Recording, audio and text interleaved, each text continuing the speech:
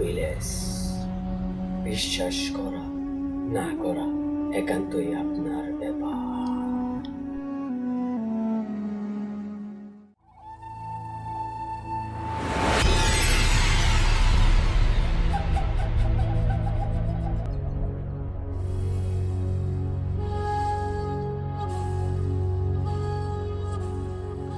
আসসালামু আলাইকুম প্রিয় লিসেনার্স।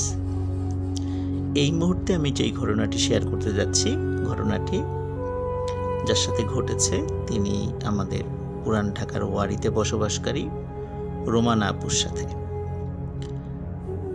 ঘটনাটি যখন ঘটে তখন তিনি বাংলাদেশে ছিলেন না, তখন তিনি ছিলেন আমেরিকাতে।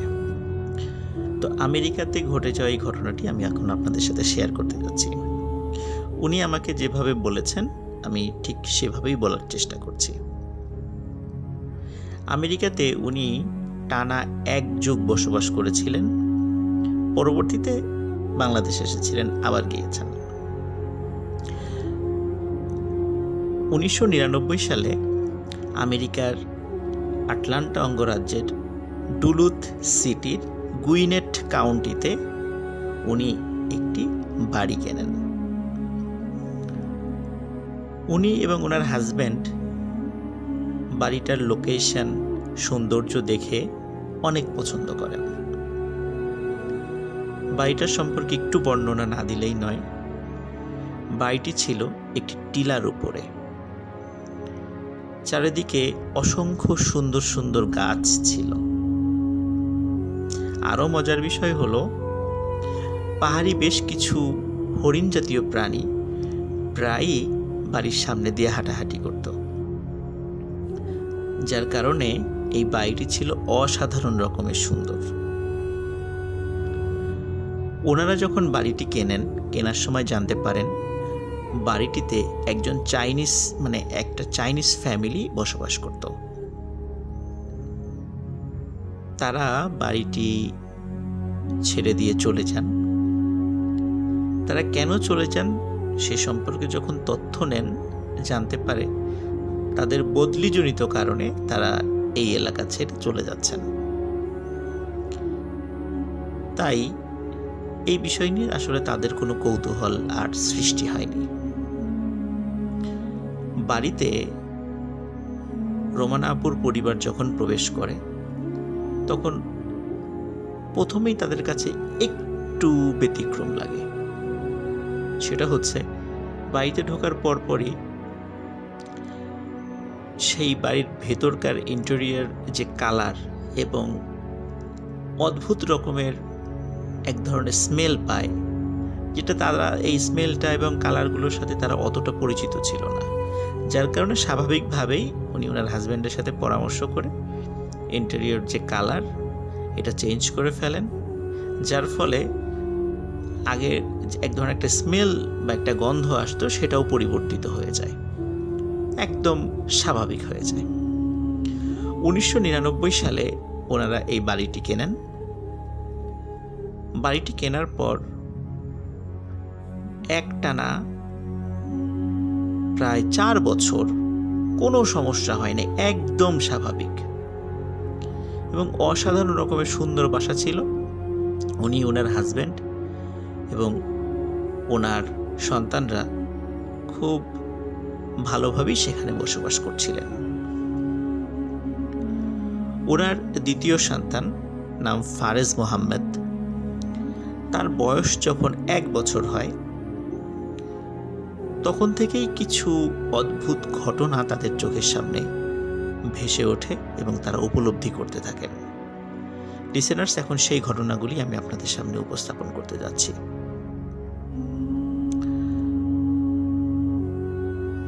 প্রথম দিকে যে বিষয়গুলো ঘটে সেটা হচ্ছে যে অদ্ভুত রকমের এক ধরনের দরজায় নক করার শব্দ তারা শুনতেন।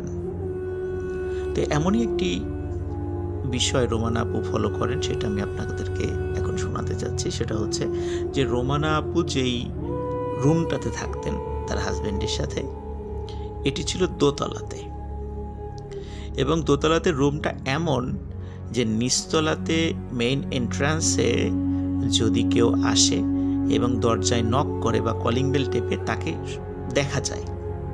দোতলা থেকে জানালা দিয়ে তাকে স্পষ্টভাবে দেখা যায়।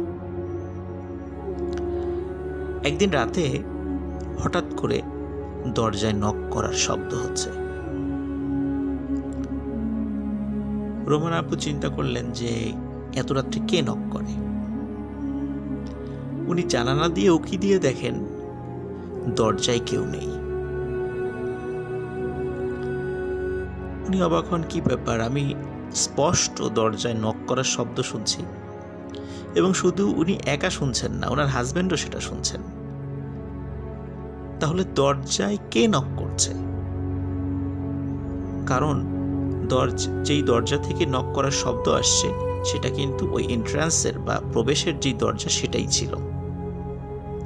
ওনারা খুবই অবাক হন, কি ব্যাপার, এমনটা কেন হচ্ছে। প্রথম দিন চিন্তা করেছেন এটা হয়তো বা তাদের ভুল হতে পারে। এমন ঘটনা মাঝে মাঝেই ঘটত। আরো অদ্ভুত ব্যাপার হলো, দরজাতে কিন্তু কলিং বেল ছিল, কিন্তু কলিং বেল কখনো কেউ বাজাতো না। শুধু মধ্যরাত্রে এসে দরজায় ঠক ঠক ঠক ঠক শব্দ করত। এই ঘটনা দিয়ে ওই বাড়িতে বিভিন্ন ঘটনার সূত্রপাত হয়। এরপরে চলে যাচ্ছি আরেকটি অদ্ভুত ঘটনায়। একদিন রোমানা আপু এবং ওনার হাজব্যান্ড কোনো কারণে বাইরে গিয়েছিলেন এবং ফিরে আসতে আসতে একটু দেরি হয়ে যায়, রাত হয়ে যায়। তো ওনারা বিশ্রাম নেবেন। রোমানা আপু উনি ফ্রেশ হওয়ার জন্য যখন ওয়াশরুমের দিকে যাচ্ছিলেন, হঠাৎ ওয়াশরুমের পাশের একটি জানালার দিকে তার চোখ পড়ে। উনি দেখেন অদ্ভুত আকৃতির একটি প্রাণীর মাথা সেখানে দেখা যাচ্ছে। এটি যে নির্দিষ্ট কোন প্রাণী উনি বলতে পারছিলেন না।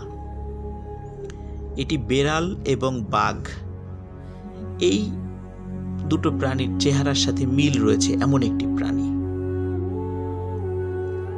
এই প্রাণীটি তার দিকে তাকিয়েই খুবই অদ্ভুত শব্দে গর্জন করে ওঠে, এবং এই ধরনের গর্জন উনি আগে কখনো শোনেননি।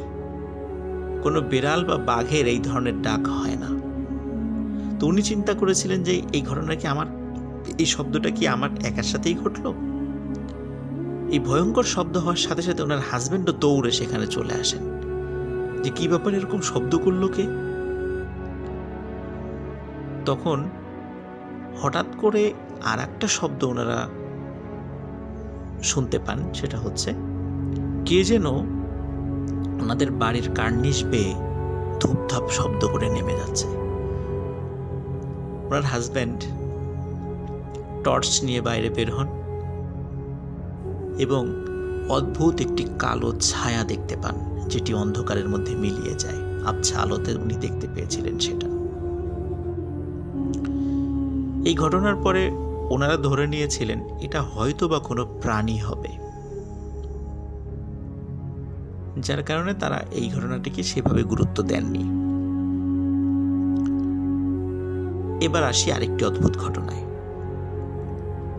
রোমানা আপুর 1 বছর বয়সী ছেলে ফারেজ মোহাম্মদ, তাকে যখন খাবার খাওয়ানোর চেষ্টা করতেন, তো উনি খাবার খাওয়ানোর সময় একটি অদ্ভুত ব্যাপার খেয়াল করতেন। সেটি হচ্ছে, খাবার খাওয়ানোর সময় এই ফারেজ মোহাম্মদ ওনার দিকে মনে হতো যে ওনার দিকে তাকিয়ে খুব আনন্দ উচ্ছ্বাস প্রকাশ করছে এবং হাসাহাসি করছে।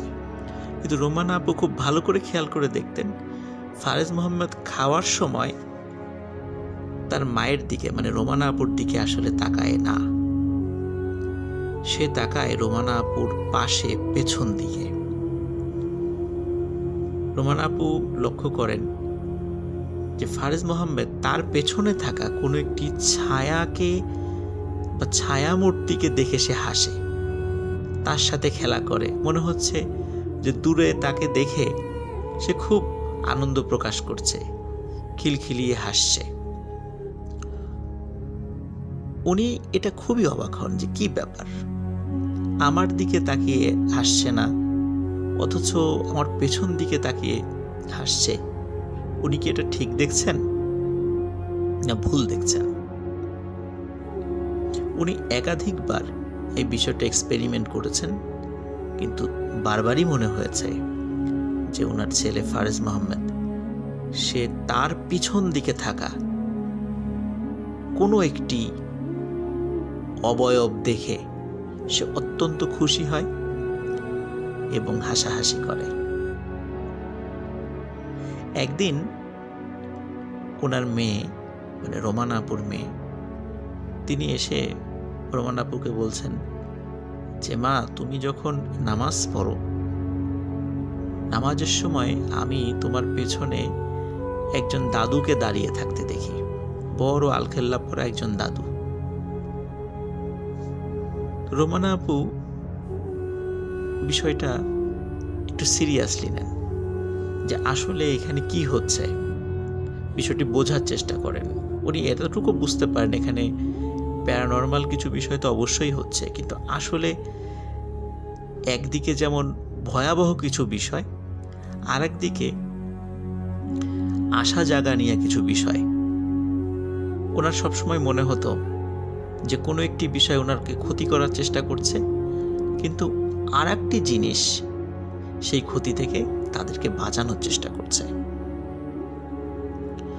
এটি আরো নিশ্চিত হন আরেকটি ঘটনা ঘটার পরে। ওনারা একটি অ্যাকোরিয়ামে মাছ পালতেন। মাছটির নাম রাখেন প্রিমা। এই মাছটি তার ছেলে ফারেজ মোহাম্মদের খুব প্রিয় ছিল। সাধারণত যেই ফিশ বলে মাছটি রাখতেন, কিছুদিন পর পর মাছটি একটি বড় বালতিতে পানির মধ্যে রেখে ফিশ বোলটি পরিষ্কার করতেন। একদিন উনি ওই মাছটির ফিশ বোল পরিষ্কার করার জন্য মাছটিকে একটি বড় বালতির মধ্যে রাখেন এবং ফিশ বোলটি পরিষ্কার করার জন্য কিছু পাউডার দিয়ে ভিজিয়ে রেখে উনি, ওনার হাজবেন্ড এবং ওনার বাচ্চাদেরকে নিয়ে উনি বাজারে যান। চিন্তা করেন যে ফিরে এসে ফিশ বোলটি পরিষ্কার করে মাছটি আবার জায়গায় রাখবেন।